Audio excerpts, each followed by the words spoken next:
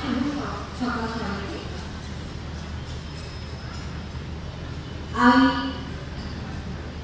আমি ফারিয়া ইসলাম, আমি বৃষ্টি। আমি কাজ করছি একটা ইন্টারন্যাশনাল অর্গানাইজেশনের সাথে, which is from Norwegian, Norway। বিগত 7 বছর যাবত আমি আসলে মা এবং শিশু নিয়ে কাজ করছি, এবং শুধুমাত্র বাংলাদেশে না, আমার কাজ আসলে নেপাল, ইন্ডিয়ার মতো দেশ আছে আমাদের এশিয়াতে, তাদের সাথে কাজ করছি, আমি তাদের সাথে কাজ করার জন্য। তো আমি আসলে খুবই আনন্দিত যে আমি যখন শুনতে পেরেছি ইউনিভার পক্ষ থেকে, অর্ডারের পক্ষ থেকে একটা চমৎকার প্রোগ্রাম আছে, এবং এই প্রোগ্রামে আমার আসলে মা এবং বাচ্চাদের সাথে একটু গল্প গুজব করতে হবে। তো আমি আসলে তখন আর না করতে পারিনি, বিকজ মায়েদের সাথে বাচ্চাদের সাথে কথা বলতে আমার বরাবরই ভালো লাগে, যেহেতু এই বিষয়টা নিয়ে আমি বহু বছর যাবত কাজ করছি। এবং পাশাপাশি খিলগাঁয়ে আসতে পারে আমার আরো বেশি ভালো লাগছে, বিকজ আমি যখন চাকরির বয়সটা শুরু করি তখন আপনাদের এই খিলগাঁও ডায়াবেটিস সেন্টারে আমি বসতাম, একদম আপনাদের শহীদ বাকি এখন যদিও বসি না, একটা সময় থেকে আমার চাকরি জীবন শুরু হয়। তো এই জায়গাটার প্রতি আমার এরকম একটা ভালোবাসা আছে, এবং আপনাদের আরো একবার অনেক অনেক ধন্যবাদ জানাই যে আপনারা কষ্ট করে আপনাদের সন্তানদেরকে নিয়ে এসেছেন আজকে আমাদের সাথে এই চমৎকার একটা গেম, একটা শেখার খেলায় যেন অংশগ্রহণ করতে পারে। আমি দেখেছি বরাবরই বাচ্চাদের চেয়ে বাবা মায়েরা খুব উৎসাহী থাকে তাদের সন্তানদের ব্যাপারে। এই ব্যাপারটা আসলে খুব মন ছুঁয়ে যায়, সেই জন্য আমাদের সবাইকে আরেকবার ধন্যবাদ জানিয়ে আমি আজকে আসলে যে ব্যাপারটা নিয়ে কথা বলতে চাচ্ছি, যেটা হচ্ছে যেহেতু সুযোগ পেয়েছি আপনাদের সাথে একটু গল্পগুজব করার, আমার মনে হয় আমরা যদি একটু বাচ্চাদের খুশি নিয়ে কথা বলতে পারি, যে ব্যাপারগুলো হয়তো আপনাদের সবাই কম বেশি জানেন, আর একবার একটু শুধু মনে করে দিতে চাচ্ছি। আর এরপরে আমার ছোট্ট একটা সেশনের মতো 30 থেকে 35 মিনিট আপনাদের সাথে গল্প করবো। এই গল্পের মাঝখানে হয়তো আপনাদের অনেকগুলো প্রশ্ন আছে বাচ্চাদের খুশি নিয়ে, সেই প্রশ্নগুলো চলে আসবে, আমি চেষ্টা করবো সেই প্রশ্নগুলোর উত্তর আপনাদেরকে অল্প করে দিতে। তারপরেও আমাদের সেশনের পরে আপনারা যদি চান তাহলে আপনি প্রশ্ন করতে পারেন, আমার যথাসাধ্য আমি আপনাদেরকে প্রশ্নের উত্তরগুলো দেওয়ার চেষ্টা করবো। বাট এটা সেশনের পরে আমরা 8 থেকে 10টা কোয়েশ্চেন নিব, কোয়েশ্চেন আনসার পর্বে চলে যাবো। আচ্ছা, এখন এই স্কুলের বাচ্চা যারা আছেন, মোস্ট অফ দ্য চিলড্রেন তারা আর্লি চাইল্ডহুডে আছে, এই সময়টাতে আসলে বাচ্চাদের পুষ্টি বাইক ব্যালেন্স ডায়েট শুধুমাত্র কিন্তু একটা বাচ্চার শারীরিক যে গ্রোথ হয় শুধু তার জন্য আমরা খাবার খাই এমনটা না, কারণ হচ্ছে এই সময়টাতে বাচ্চাদের সবচেয়ে বেশি যে বিকাশটা হয় সেটা হচ্ছে মানসিক বিকাশ, এবং এই শারীরিক এবং মানসিক বিকাশের জন্য একটা বাচ্চার সবচেয়ে বেশি যে জিনিসটা দরকার এই বয়সে সেটা হচ্ছে একটা ব্যালেন্স ডায়েট। এখন এই ব্যালেন্স ডায়েটটা কি? আমরা সাধারণ মানুষ, আমরা অনেক সময় বুঝি না ব্যালেন্স ডায়েট বলতে কি বুঝি। আমি ছোট্ট করে আপনাদেরকে একটু বলি ব্যালেন্স ডায়েটটা কি বুঝি। ব্যালেন্স ডায়েট হচ্ছে, আমার মনে হয় আমরা সবাই জানি কমবে যে আমরা 6টা উপাদান আমাদের আছে পুষ্টির। আমরা যখন পুষ্টির কথা বলি, আমরা যখন খাদ্যের কথা বলি, তখন আমাদের 6টা উপাদানের কথা আমরা জানি। আমরা ছোটবেলায় পড়ালেখা করেছি, সবাই আমাদের এই 6টা উপাদান নিয়ে আমরা বহু পড়ালেখা করেছি। কি কি ছিল? যেমন কার্বোহাইড্রেট ছিল, যেগুলো শর্করা জাতীয় খাবার, ভাত, রুটি, বার্লি, সুজি, এগুলো হচ্ছে কার্ব জাতীয় খাবার, গম, ভুট্টা। তারপরে আছে আমিষ জাতীয় খাবার, মাছ, মাংস, ডিম, দুধ, এই জাতীয় খাবারগুলো। 3 নম্বরে যেটা আছে সেটা হচ্ছে ফ্যাট বা চর্বি। আচ্ছা, ফ্যাট আর চর্বির কথা বললেই না আমার একটা কথা খুব মনে পড়ে যায়। আমরা দুষ্টুমি করে, আমরা যখন ইউনিভার্সিটিতে পড়তাম, আমরা দুষ্টুমি করে একটা কথা বলতাম যে ফ্যাটের মনে, মানে চর্বির মনে খুব কষ্ট, কারণ হচ্ছে ফ্যাট মাঝে মাঝে বলে হাই মানুষ আমাকে ভালো হতে দিল না। কারণ ফ্যাটের কথা শুনলে আমরা খুব ভয় পেয়ে যাই যে না চর্বি খাওয়া যাবে না। ঘটনাটা কি আসলে তাই?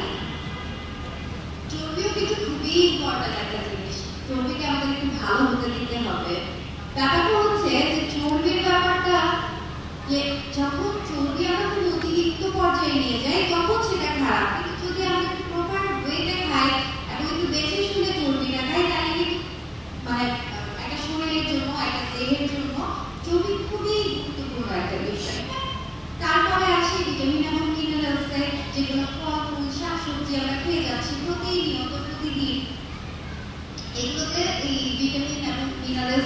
প্রাচুর্যতা থাকে যেগুলো খুব অল্প পরিমাণে আসলে দরকার হয় শরীরে। আমরা ভাত যতটুকু খাই আমরা কিন্তু শাকসবজি ততটুকু খাই না, তাই না? তার মানে কি এবং একটা শাকসবজিতে কিন্তু বিভিন্ন রকমের প্রোটিন ভিটামিন থাকে এবং মিনারেলস থাকে, হ্যাঁ? তো খুবই অল্প পরিমাণে লাগে, কিন্তু ব্যাপারটা হচ্ছে খুব অল্প পরিমাণে লাগা সত্ত্বেও মানে খাওয়া সত্ত্বেও এদের যে কাজ শরীরে সেটা কিন্তু খুবই মানে ইম্পর্টেন্ট। আর আরেকটা উপাদান আছে সেটা হচ্ছে পানি। পানির ব্যাপারে আমরা একটু পরে কথা বলবো। পানিও খুব ইম্পর্টেন্ট শরীরের জন্য। আমার মনে হয় যে এই 6টা উপাদানই আসলে আমাদের শরীরের জন্য খুব মানে জরুরি। এখন কথা হচ্ছে আমি দিয়েছিলাম ব্যালেন্স ডায়েটে। এখানে তো অনেক মায়েরা আছে, সাধারণত দেখা যায় যে বাচ্চাদের খাবারের দিকে মায়েদের নজরই বেশি থাকে। আমার একটা প্রশ্ন থাকবে আপনাদের কাছে, আমরা যখন বাচ্চাদেরকে খাবার দেই সকাল থেকে রাত পর্যন্ত 3 বেলা 5 বেলা হোক, আমরা কি বাচ্চাদের খাবারের প্লেটটা কখনো খেয়াল করে দেখেছি যে আসলে আমার বাচ্চার প্লেটটাতে ব্যালেন্স ডায়েট আছে কিনা, সেখানে কার্বোহাইড্রেট আছে কিনা, বা প্রোটিনের সোর্স আছে কিনা, বা কিছুটা ফলমূল ভিটামিনস আছে কিনা খেয়াল করে কি দেখা হয়? আমার মনে হয় খুব কমই দেখা হয়। আমরা দেখি যে বাচ্চার খাবারের পছন্দ কোনটা, স্যান্ডউইচ, বার্গার নাকি চিকেন রোল, কোন খাবারটা পছন্দ, ভাতের সাথে মাছ পছন্দ করছে না তাহলে ডিম দিচ্ছে। বাট অ্যাকচুয়ালি পোরশনটা বা বাচ্চার যে এই যে ভ্যারাইটি অফ নিউট্রিশন দরকার এই জিনিসটাকে আসলে আমরা কখনোই ফোকাস করি না। তো এখন আসলে আমার আপনাদের প্রতি আর্জি থাকবে যে নেক্সট টাইম থেকে যখন বাচ্চাকে খাবার দিবেন সারাদিনের খাবারে যেন ভ্যারাইটি অফ নিউট্রিশন থাকে। কোন খাবার দিচ্ছেন এটা জরুরি না, কোন পুষ্টি উপাদান আমার বাচ্চার পেটে যাচ্ছে, শিশুর পেটে যাচ্ছে, সেটা কিন্তু খুবই ইম্পর্টেন্ট। এই পুষ্টির চক্র আমরা আরেকটা সুন্দর কথা বলি আজকে, পুষ্টি চক্র বলে একটা কথা আছে। এই পুষ্টি চক্রটাও একটা বিশাল গুরুত্বপূর্ণ জিনিস। দেখেন এই পুষ্টি একটা শিশুর মানসিক বিকাশ বা শারীরিক বিকাশ কতটা হবে সেটা ডিপেন্ড করে একটা বাচ্চার মা কি খায় সেখান থেকে। খেয়াল করে দেখবেন যখন একটা মা গর্ভবতী হয় তখন থেকে ডাক্তার বা পুষ্টিবিদ যারা আছেন তারা কিন্তু মায়ের খাবারের দিকে খুব ভালো নজরদারি করতে বলেন। এবং আমাদের বাংলাদেশে একটা চল আছে, হ্যাঁ কথা আছে যে গর্ভবতী হওয়ার সাথে সাথে মাকে দ্বিগুণ খাবার খেতে হবে। এই কথাটা ভুল।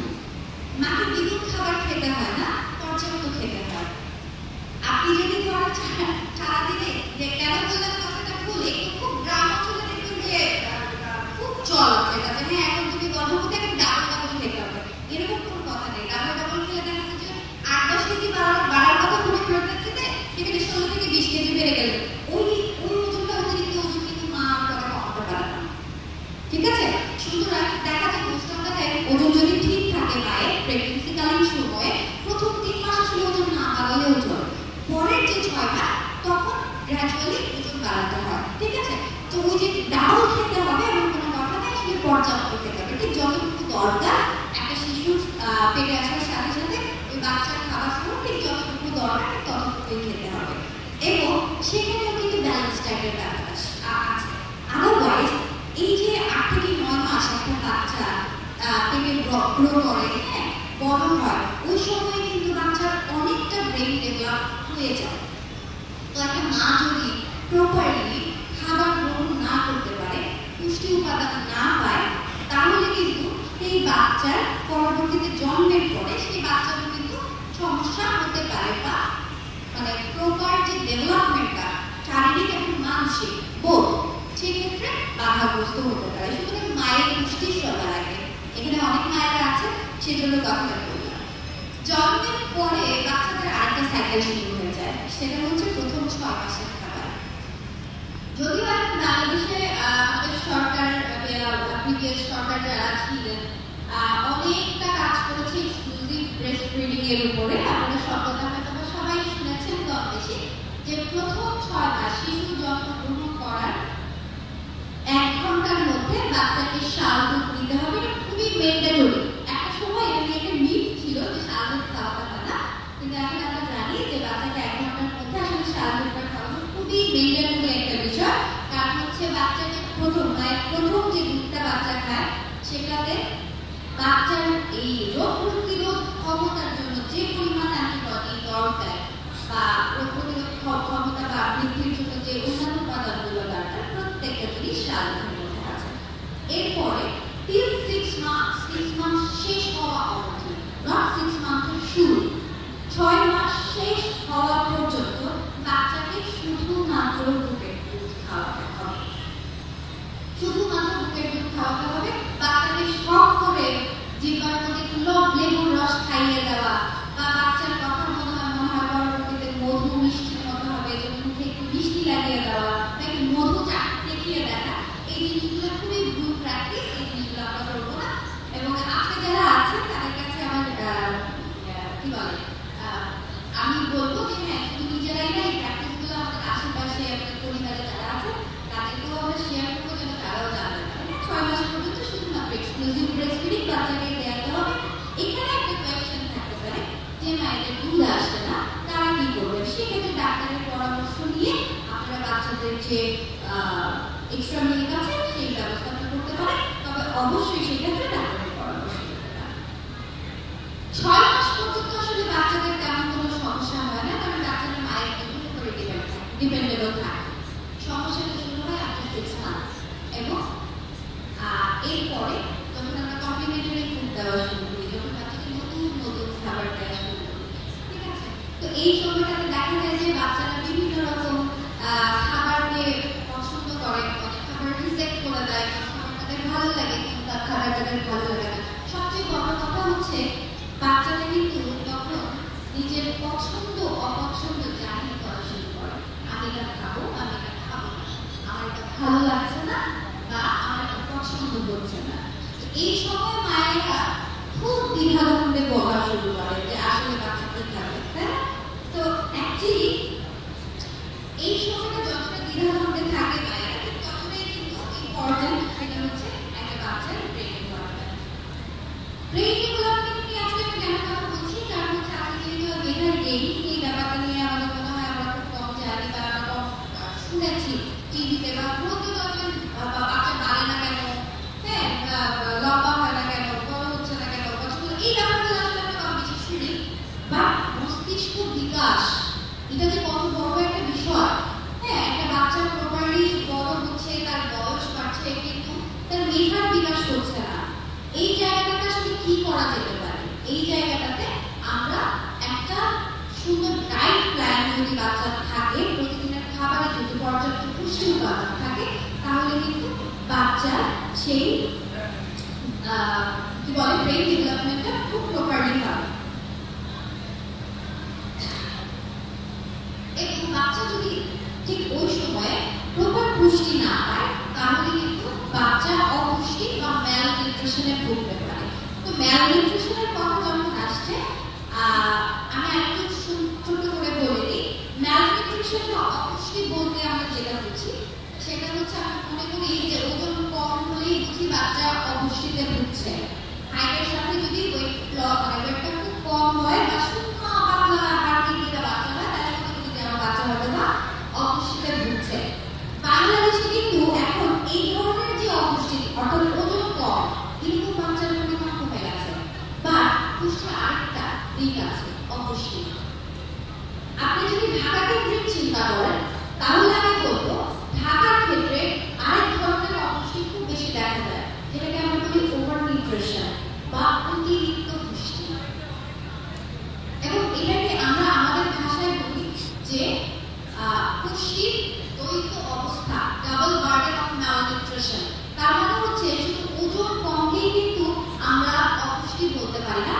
বাচ্চার যদি বয়স এবং হাইটের তুলনায়, উচ্চতার তুলনায় ওজন অতিরিক্ত বেশি হয়, সেটাও কিন্তু এক ধরনের অপুষ্টি। এবং দেখা গেছে বাচ্চারা যখন চিকন থাকে বা অল্প পুষ্টিতে ভোগে, সেটার চেয়ে ক্রনিক ডিজিজগুলো বাচ্চাদের তখন বেশি হয়। আমি একটা এক্সাম্পল দিই। বাচ্চার ওজন যদি বহু বছর যাবত ওভার ওয়েটে থাকে বা অতিরিক্ত ওজনে থাকে, সেই ক্ষেত্রে ওই বাচ্চাটার সিভিয়ার ডায়াবেটিস হওয়ার টেন্ডেন্সি বেড়ে যায়। ঠিক আছে? তো এই ধরনের ক্রনিক ডিজিজগুলো কিন্তু অতিরিক্ত মানে কি বলে ব্রেনের কারণে যে বাচ্চারা বহু বছর ধরে অতিরিক্ত ওজন নিয়ে আছে সেই বাচ্চাদের ক্ষেত্রে এই ক্রনিক ডিজিজ হওয়ার চান্সগুলো অনেক বেড়ে যায়। তো সেই ক্ষেত্রে এটা কিন্তু আমাদের খুবই একটা কনসার্নের জায়গা যে বাচ্চা অতিরিক্ত মোটা হয়ে যাচ্ছে কিনা বা ওজন মানে তুলনামূলক বেড়ে যাচ্ছে কিনা। যদি বেড়ে যায় সেক্ষেত্রে অবশ্যই একজন ডক্টর কিংবা একজন পুষ্টিবিদের সাথে আমরা দেখা করবো এবং ওয়েটটাকে মেনটেন করার ট্রাই করবো বাচ্চারা। ঠিক আছে, এবার আসি যে ব্রেন ডেভেলপমেন্টের কথা ছিল, অনেকগুলো কথা বলেছি, এরপর আসলে ব্রেন ডেভেলপমেন্টের কথা চলে যায়। ব্রেন হচ্ছে আমাদের শরীরের সবচেয়ে সক্রিয় অঙ্গ যা কন্টিনিউয়াসলি কাজ করে যায়। আপনার বডি কিন্তু রেস্ট পায়, আপনি যদি রাতে ঘুমিয়ে পড়েন, আমরা যখন শুই আমাদের বডি কিন্তু রেস্ট পায়, ব্রেন কিন্তু রেস্ট পায় না, ব্রেন কন্টিনিউয়াসলি কাজ করে থাকে। আর এই ব্রেন যে কাজ করছে এই কাজের বিনিময়ে তাকে তো কিছু একটা দিতে হয়, তাই না? এখানে আমরা যদি বলি যে এই ব্রেনের যে কাজ, এই কাজের এগেইনস্টে ব্রেন কিন্তু শুধুমাত্র যে আমরা চিন্তা করি শুধু তাই না, আপনি খেয়াল করে দেখবেন ব্রেনের কিন্তু অনেকগুলো কাজ আছে। আমাদের বডির মুভমেন্ট থেকে শুরু করে, ফুড ইনটেক থেকে শুরু করে, টেস্ট বাড থেকে শুরু করে, ইচ এন্ড এভরিথিং আমাদের এই ব্রেন থেকে সিগন্যাল আসে। এই যে আমি আপনাদের সাথে কথা বলছি, এই কথার পরে আমি কোন কথা বলবো, that actually come from my brain, আমার ব্রেন সিগন্যাল দিচ্ছে। নট অনলি দ্যাট, এই যে আমাদের চিন্তা শক্তি, পড়ালেখা, মনোযোগ আছে কিনা পড়ালেখায়, হ্যাঁ, এই বিষয়গুলা, কোনো সমস্যা হলে সমস্যার সমাধান চিন্তা করা, এই সবগুলো জিনিস কিন্তু ব্রেন করছে। এবং এই জিনিসগুলো করার জন্য ব্রেনকে কিন্তু একটা নির্বিচ্ছিন্ন জ্বালানি প্রদান করতে হয়। আমি যদি ছোট একটা এক্সাম্পল দিয়ে বলি যে আমার বডি যদি ধরেন একটা মেশিন হয়, আমরা তো মেশিন দেখেছি সবাই, খেয়াল করে দেখবেন আপনি যদি মেশিন চালাতে থাকেন কন্টিনিউয়াসলি এবং সেখানে তেল না দেন বা প্রয়োজনীয় জ্বালানি না দেন, একটা সময় কিন্তু ওই মেশিন দিয়ে মরিচা পড়ে যায়, তাই না? মরিচা পড়ে যায়। আমাদের দেহ বা আমাদের বডিটাও সেম, আপনি যদি জ্বালানি দিতে না পারেন, আপনি যদি পুষ্টি উপাদান দিতে না পারেন, একটা সময় এই বডিটাতে মরিচা পড়ে যায়, ব্রেনটাতেও মরিচা পড়ে যায়। তখন বাচ্চাদের এই মনোযোগ, পড়ালেখায় খুব একটা মুখস্থ হয়, আমরা বলি না যে আমাদের বাচ্চারা মুখস্থ করতে পারে না বা মুখস্থ হলে পড়া কেন মনে থাকে না, এই বিষয়গুলো কিন্তু খাবারের সাথে খুবই ওতপ্রোতভাবে জড়িত। ঠিক আছে, তো এইগুলো আসলে ডেভেলপ করার জন্য কোন কোন ধরনের খাবার আমাদের খাওয়া উচিত সেই ব্যাপারগুলো নিয়ে আমি একটু গল্প করবো আজকে। তো প্রথম যে পুষ্টি উপাদানটা নিয়ে আমি কথা বলবো সেটা হচ্ছে ওমেগা 3 ফ্যাটি অ্যাসিড। আমার মনে হয় অনেকেই নাম শুনেছে। আর omega 3 fatty acid is a good fat. এই যে আগে বলছিলাম যে মানুষ আমাকে ভালো হতে দিল না, অনেক ভালো ভালো ফ্যাট আছে যারা আমাদের শরীরের জন্য খুবই উপকারী, তার মধ্যে omega 3 fatty acid one of the best fat. শুধুমাত্র ব্রেনের জন্য না, স্কিন, বডি ডেভেলপমেন্ট, হেয়ার, সব কিছুর জন্য ওমেগা 3 খুবই মানে চমৎকার একটা ফ্যাট যেটা আসলে শরীরের জন্য খুবই উপকারী। এবং আপনারা যারা বাচ্চাদের দুধ বা অন্যান্য ব্যাপার নিয়ে জানেন, হ্যাঁ, বাইরের দুধ খাওয়া বা অন্যান্য প্রোডাক্ট খাওয়া, খেয়াল করে দেখবেন যে অনেক প্রোডাক্টের অ্যাডভার্টাইজমেন্টের ক্ষেত্রে বলা থাকে যে ডিএইচএ সমৃদ্ধ, হ্যাঁ, ডিএইচএ সমৃদ্ধ, যেটা বাচ্চাদের ব্রেন ডেভেলপমেন্টে খুব বেশি ইম্পর্টেন্ট। এই ডিএইচএ হচ্ছে one kind of omega 3 fatty acid. তো এই ধরনের খাবারগুলো সাধারণত, যেমন হরলিক্সের কথা যেহেতু বলি, যেহেতু আমরা হরলিক্সের প্রোগ্রামে আসছি, হরলিক্সের মাদার্স এবং স্ট্যান্ডার্ড যে জুনিয়র যে হরলিক্সটা আছে ওটাতে কিন্তু ডিএইচএ আছে, এই ওমেগা 3 ফ্যাটি অ্যাসিডটা ইনক্লুড করা আছে। ঠিক আছে, এবং এছাড়া ন্যাচারালি এই ওমেগা 3 ফ্যাটি অ্যাসিডটা আসলে আমরা কোথায় পাবো? সাধারণত দেখা যায় যে সামুদ্রিক মাছ, যে খাবার মানে মাছগুলো যেগুলো আছে, যেমন টুনা ফিশ, চাইনা ফিশ, সামুদ্রিক মাছ, একটু মানে লবণাক্ত যে মাছগুলো, একটু তেলযুক্ত যে মাছগুলো, এই মাছগুলোতে বেশ ভালো পরিমাণে ওমেগা 3 পাওয়া যায়। এছাড়া ডিমের কুসুমে কিন্তু বেশ ভালো পরিমাণে ওমেগা 3 এবং বাদামেও বেশ ভালো পরিমাণে ওমেগা 3 ফ্যাটি অ্যাসিড পাওয়া যায়। ঠিক আছে, তারপরে আসলে আরেকটা পুষ্টি উপাদানের কথা, সেটা হচ্ছে আয়রন। আয়রন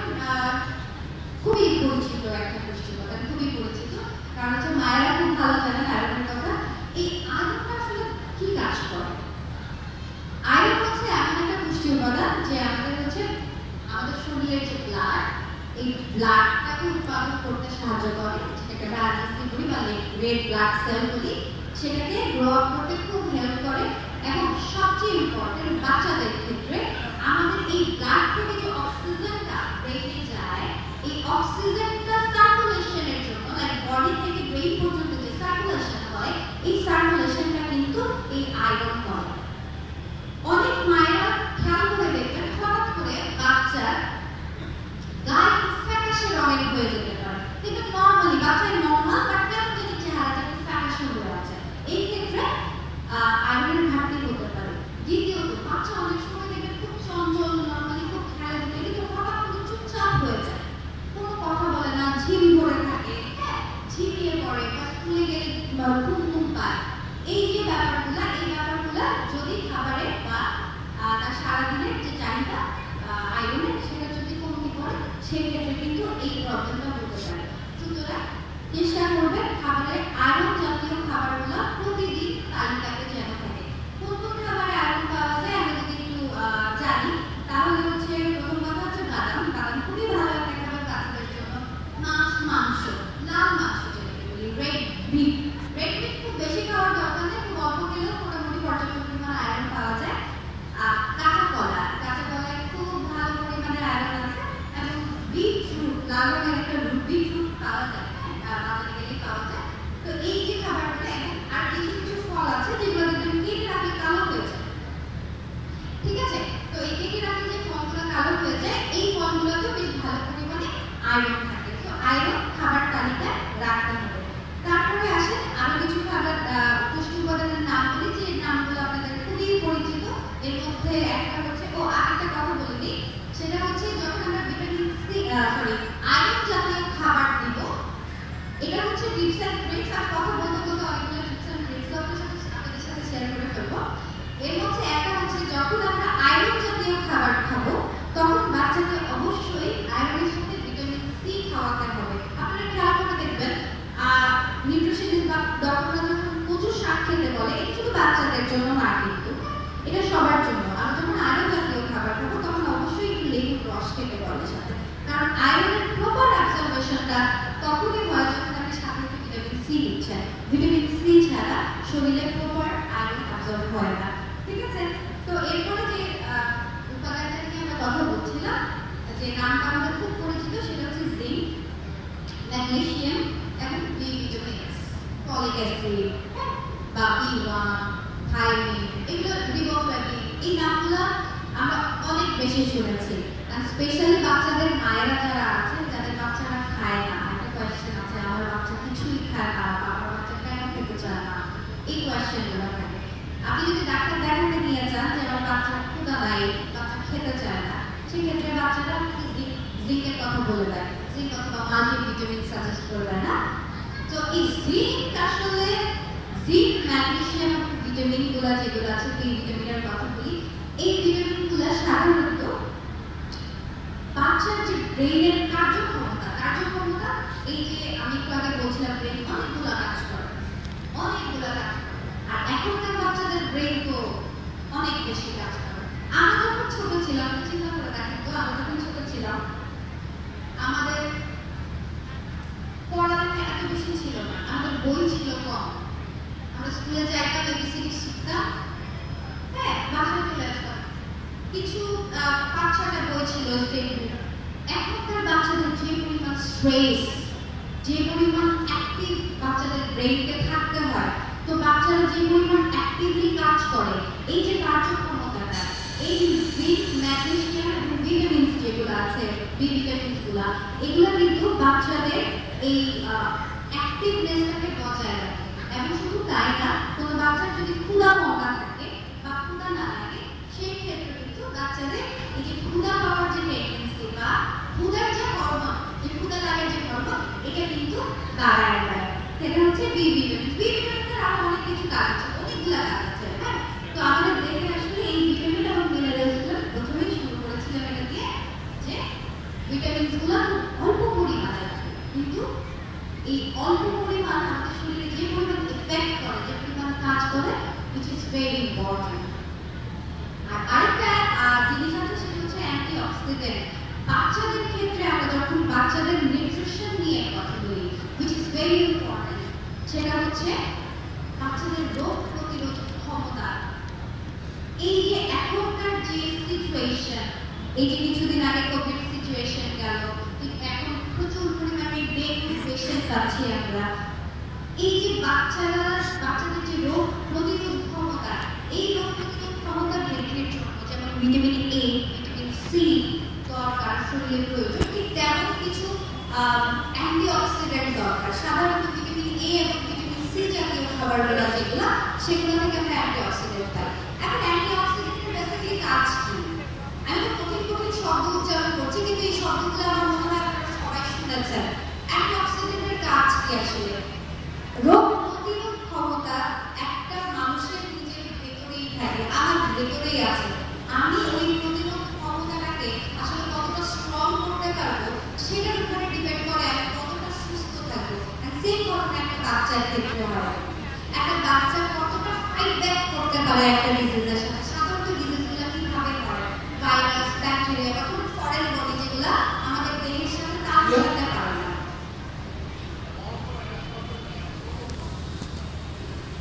ভেতরে যখন এগুলো ঢুকে তখন আমরা বিভিন্ন ডিজিজ বা এই যে রোগ, জ্বর, সর্দি, কাশি এগুলা বাচ্চাদেরকে অ্যাটাক করে। বাচ্চার বডি ইন্টারনাল যদি রোগ প্রতিরোধ ক্ষমতা ভালো থাকে, বাচ্চা যতই অসুস্থ হোক না কেন, বাচ্চাটা দ্রুত মাসাল্লাহ সুস্থ হয়ে যেতে পারে। তো এই যে রোগ প্রতিরোধ ক্ষমতাটা বৃদ্ধি, এই বৃদ্ধি করার জন্য আমাদের অ্যান্টিঅক্সিডেন্ট জাতীয় খাবারগুলো খেতে হবে। যেটা বললাম যে vitamin C, vitamin A, vitamin, বিভিন্ন মিনারেলস, এই জাতীয় খাবারগুলো আমাদের কিছু পরিমাণে ইনটেক করতে হবে। এই যে আমি ৮-১০টা মনে হয় নিউট্রিয়েন্টের কথা বলেছি, এগুলো আসলে খুবই দরকার যে বাচ্চার মস্তিষ্ক বিকাশের জন্য। এবার আসলে একটু শারীরিক বিকাশ নিয়ে কথা বলতে, অনেকক্ষণ তো ব্রেন ডেভেলপমেন্ট নিয়ে কথা বলেছি, তো খুবই কমন কিছু কোয়েশ্চেন আছে যে বাচ্চা কেন লম্বা হয় না, ঠিক আছে? বাচ্চা কেন লম্বা হয় না, বাচ্চা কেন মোটা হয় না, আমার বাচ্চার হাইটের সাথে ওজন বাড়ে না, বা বয়সের সাথে ঠিক মতো ওজন বাড়ছে না, বা অতিরিক্ত ওজন বেড়ে গেছে, অনেকগুলো কোয়েশ্চেন আছে। এই কোয়েশ্চেনগুলো আমি আপনার কাছ থেকে আবার নিব। বাট এই বয়সে যে আর্লি চাইল্ডহুড, স্কুল গোয়িং বাচ্চা যারা আছে, যারা নতুন করে স্কুলে যাচ্ছে বা একটু বড় আছে, এই বাচ্চাদের ক্ষেত্রে সবচেয়ে বেশি ইম্পর্টেন্ট যে নিউট্রিয়েন্টটা, যেটা শারীরিক বিকাশের জন্য খুবই জরুরি, সেটা হচ্ছে প্রোটিন বা আমিষ জাতীয় খাবার। আমি প্রথমে শুরু করেছিলাম এই ব্যাপারটা বলে যে আমিষ জাতীয় খাবারগুলো কি কি, যে মাছ, মাংস, ডিম, দুধ, ডাল, বিভিন্ন জাতীয় ডাল, এই খাবারগুলো। সাধারণত আমিষের মেইন কাজটাই হচ্ছে ডেভেলপ করা, কোষ ডেভেলপ করা, কোষ বাড়ানো। আপনি চিন্তা করে দেখেন, আপনার বাচ্চাটা এতটা ছোট, ওর শরীরে যে পরিমাণ কোষ আছে, বাচ্চাটা যখন আমার সমান লম্বা হয়ে যাবে বা আপনাদের সমান লম্বা হয়ে যাবে, ডেফিনেটলি তার শরীরে আরো বেশি কোষ দরকার, তাই না? তার মানে হচ্ছে কি আরো কোষ বাড়বে, বাচ্চা বড় হবে, সব জায়গাতে বাড়বে। তো এটার জন্য সবচেয়ে জরুরি যে দরকার বলে নিউট্রিয়েন্টটা, সেটা হচ্ছে আমিষ জাতীয় খাবার। এবং বলা হয় যে একটা বাচ্চা, এই আর্লি চাইল্ডহুডের বাচ্চাদের একটা অ্যাডাল্ট মানুষের চেয়ে প্রোটিনের চাহিদা বেশি থাকে। আমাদের মতো মানুষ যারা অ্যাডাল্ট, তাদের যেন প্রতি কেজি ওজনে 1 গ্রাম প্রোটিন হলেই চলে, ঠিক আছে? কিন্তু বাচ্চাদের ক্ষেত্রে, এই গ্রোয়িং চাইল্ডের ক্ষেত্রে স্পেশালি, এই প্রোটিনের চাহিদাটা কিন্তু বেড়ে প্রায় 1.5 থেকে 2 গ্রাম পার কেজি বডি ওয়েটে চলে যায়। এটা ডিপেন্ড করে বাচ্চাদের গ্রোথ কেমন, ঠিক আছে? তো তার মানে বুঝতেই পারছেন যে বাচ্চাদের জন্য আসলে প্রোটিন কতটা ইম্পর্টেন্ট। এবং এই বাচ্চার লম্বা হওয়া, বাচ্চার ঠিক মতো গ্রোথ হচ্ছে কিনা, সবগুলো বিষয় কিন্তু আমিষের উপরে ডিপেন্ড করে। তো বাচ্চাকে দুধ খাওয়ানো, ডিম খাওয়ানো, মাছ, মাংস, এই খাবারগুলো খাওয়ানো, মানে প্রতিদিনের তালিকায় আসলে বাচ্চাকে কষ্ট করে হলেও এই খাবারগুলো খাওয়াতে হবে। বাচ্চা যদি পছন্দ না করে সেক্ষেত্রে কি করবেন, সেক্ষেত্রে আমি আসছি একটু পরে। দ্বিতীয়ত যেটা আছে, যে কোয়েশ্চেনটা আমি সবচেয়ে বেশি পাই যখন আমি বাচ্চাদের সাথে কথা বলি বা বাচ্চাদের মায়েদের সাথে কথা বলি, সেটা হচ্ছে বয়সের সাথে বা মানে বয়সের সাথে বাচ্চার উচ্চতা বাড়ে না। খুবই কমন কোয়েশ্চেন যে বাচ্চা বড় হচ্ছে না, লম্বা হচ্ছে, এটার পিছনে রিজন নেই। 80%, 70 to 80% ক্ষেত্রে জেনেটিক, অর্থাৎ বাবা, মা, দাদা, দাদি,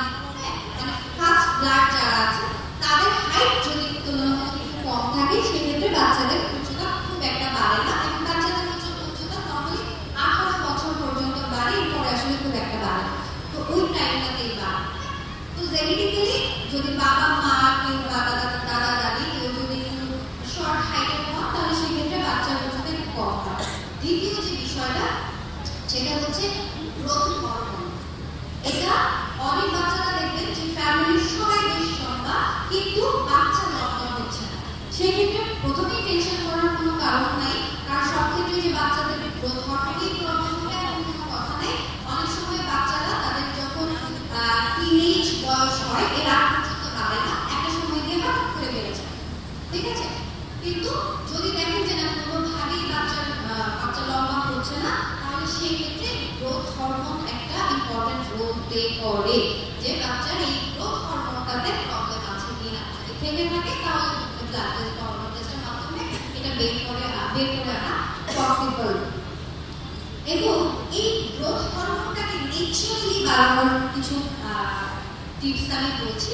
ফুডের ক্ষেত্রে আমি আগেই বলেছি যে প্রোটিন জাতীয় খাবার যেগুলো হচ্ছে কোষ বৃদ্ধিতে হেল্প করে, বাচ্চাকে লম্বা করতে বাড়তে সাহায্য করে এবং ব্রেন ডেভেলপমেন্টে হেল্প করে। সো এই যে খাবারগুলো যদি প্রতিনিয়ত খাবারের তালিকায় থাকে তাহলে গ্রোথ হরমোনও ন্যাচারালি বাড়বে। দ্বিতীয়ত ক্যালসিয়াম এবং ভিটামিন ডি, এই দুটো নিউট্রিয়েন্টের কথা আমি ব্রেন ডেভেলপমেন্টের ক্ষেত্রে বলি নাই, বা বোন ডেভেলপমেন্টের ক্ষেত্রে অবশ্যই এই দুটার কথা আমাকে বলতে হবে। ক্যালসিয়ামের কথা আমার মনে হয় কম বেশি সবাই জানে, ভিটামিন ডি এর কথা আমরা কম বেশি সবাই জানি, কিন্তু আদৌ ক্যালসিয়ামকে প্রতিদিন খাওয়া হয়? বাচ্চারা দুধ পছন্দ করে না, আর মোস্ট অফ দ্য টাইম দেখি বাচ্চারা দুধ পছন্দ করে না, ক্যালসিয়ামটা কোথায় পাবে? আর ভিটামিন ডি খুবই রেয়ার জিনিস, খুবই হাই ফুডে থাকে, মানে সে সব জায়গায় জানে না, এরকম একটা ধারণা ছিল ভিটামিন ডি এর। আমি মনে করি আসলে এই গল্পটা কি ভিটামিন ডি এর ব্যাপারে আমাদের একটা ছোট্ট মিথ আছে, আজকে মিথটা ভেঙে দিই যারা জানেন না তাদের জন্য। আমি মনে করি যে সূর্যের রোদটা যখন আমাদের গায়ে লাগে, আমরা যখন দুপুরের বাইরে রোদে যাই, রোদ মনে হয় আমাদের ভিটামিন ডি শরীরে ফেলে দেয়। ব্যাপারটা আসলে তাই না? ভিটামিন ডি রোদ কখনো আমাদেরকে ভিটামিন ডি দেয় না, ভিটামিন ডি আমরা নিজেরাই শরীরে তৈরি করি। আমাদের স্কিনের নিচে একটা ফ্যাটের লেয়ার আছে, কোলেস্টেরলের লেয়ার আছে। এই লেয়ারটা যখন রোদটা আমাদের গায়ে পড়ে, তখন এই রোদে যে ইউভি রেটা থাকে, এই ইউভি রেটা যখন আমাদের স্কিনে পড়ে তখন আমার স্কিন নিচ থেকে এই কোলেস্টেরলটা নিচে থেকে ভিটামিন ডি উৎপন্ন করা শুরু করে। সুতরাং বলা হয় যে একটা সময় অ্যাটলিস্ট আমরা এখানে আরেকটা কথা বলে দিই, একটা সময় আমরাও নিজেরা ছোটবেলা করেছি যে সকালবেলার বৃষ্টি রোদটা 30 থেকে 40 মিনিট গায়ে লাগালে ভিটামিন ডি আমরা পেয়ে যাই। ভেরি রিসেন্টলি না, মানে রিসেন্ট পাস্টে কিছু রিসার্চ পেপার বলছে, কিছু রিসার্চ বলছে যে সকালের রোদে 40 থেকে মানে 45 মিনিট না থেকে, যেহেতু মানুষের খুব বিজি সময় পায় না, বাচ্চারা স্কুল করতে হয়, রিসার্চ বলছে যে দুপুরবেলার যে রোদটা 12টা থেকে মানে 11টা থেকে 3টার মধ্যে যে রোদটা, ওই রোদটা গায়ে 15 থেকে 20 মিনিট লাগলে আমাদের যে এক্সপেক্টেড ভিটামিন ডি রেশিও সেটা আমরা পেয়ে যাব। সো বাচ্চাকে প্রতিদিন সান এক্সপোজারে আনা খুবই ইম্পর্টেন্ট, কারণ বাচ্চা লম্বা কিভাবে হবে? বাচ্চার যদি বোন স্ট্যাবল না থাকে, যদি হাড়ি গুটি শক্ত না থাকে, এই হাড়ি বড় হবে কিভাবে? পসিবল না। তার মানে বাচ্চার লম্বা হওয়ার থেকে ভিটামিন ডি এবং ক্যালসিয়াম জোড়া ভাই বলি আমরা বলতে। ক্যালসিয়াম ছাড়া ভিটামিন ডি অ্যাবজর্ব হয় না, ভিটামিন ডি ছাড়া ক্যালসিয়াম অ্যাবজর্ব হয়। মানে শুধু দুধ খাওয়ালে হবে না, ভিটামিন ডি দেওয়া লাগবে। এবং মোস্ট অফ দ্য মিল্কের ক্ষেত্রে দেখবেন যে ভিটামিন ডি এবং ক্যালসিয়ামের একটা যুগলবন্দি থাকে, যেটা হরলিক্সেও আছে, ভিটামিন ডিও আছে এবং ক্যালসিয়ামও আছে। হ্যাঁ, সো যে বাচ্চারা খাচ্ছে বা খেতে চাচ্ছে সে বাচ্চারা কিন্তু চাই মানে ভিটামিন ডিটা এবং ক্যালসিয়ামটা পর্যাপ্ত পরিমাণে পেয়ে যাচ্ছে। তো লম্বার ক্ষেত্রে ভিটামিন ডি আরেকটা ইম্পর্টেন্ট বিষয়। আরেকটা হচ্ছে গ্লুটামাইন রিচ ফুড। আচ্ছা, এত কঠিন ভাষায় না বলি, সাধারণত এই যে ফিশ, তারপর হচ্ছে নাটস, মিল্ক এবং দই, এই জাতীয় যে খাবারগুলো, এগুলোকে আমরা বলি হচ্ছে গ্লুটামাইন রিচ ফুড, যেগুলো হচ্ছে এই যে গ্রোথ হরমোনের কথা বলছি, এই গ্রোথ হরমোনগুলোকে বাড়াতে সাহায্য করে। এবং গ্রোথ হরমোন যদি রেগুলারলি ভালো থাকে, বাচ্চাদের দুইটা হেল্প হয়। একটা হচ্ছে তাদের স্ট্রেস কমে আসে। গ্রোথ হরমোন যদি প্রপার না থাকে শরীরে, বাচ্চারা স্ট্রেসফুল হয়ে যায়। স্ট্রেসের কারণেও আসলে গ্রোথ হরমোন বাধাগ্রস্ত হয়। তো বাচ্চাকে স্ট্রেস করানো যাবে না, ফ্রি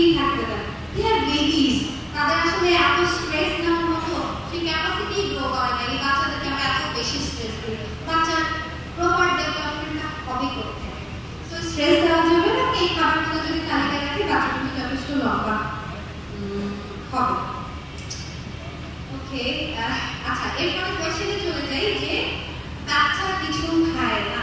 আচ্ছা, এটা একটা খুব কমন কোয়েশ্চেন। আমি যখন কাজ করতে যাই বা কমিউনিটিতে যাই, স্পেশালি আমার এই কোয়েশ্চেনে সবচেয়ে বেশি পাই যে আমার বাচ্চা কেন কিছু খায় না, আমার বাচ্চা সবজি খেতে পছন্দ করে না, হ্যাঁ, আমার বাচ্চা মাছ খেতে পছন্দ করে না, আমার বাচ্চা দুধ খেতে পছন্দ করে না, বাচ্চার ওজন বাড়ে না। সবগুলো কোয়েশ্চেনের অ্যান্সার আমি দিয়েছি। এটার পিছনে অনেকগুলো রিজন আছে। প্রথম যে রিজনটা, আমরা বাচ্চাদেরকে জোর করে খাওয়াই।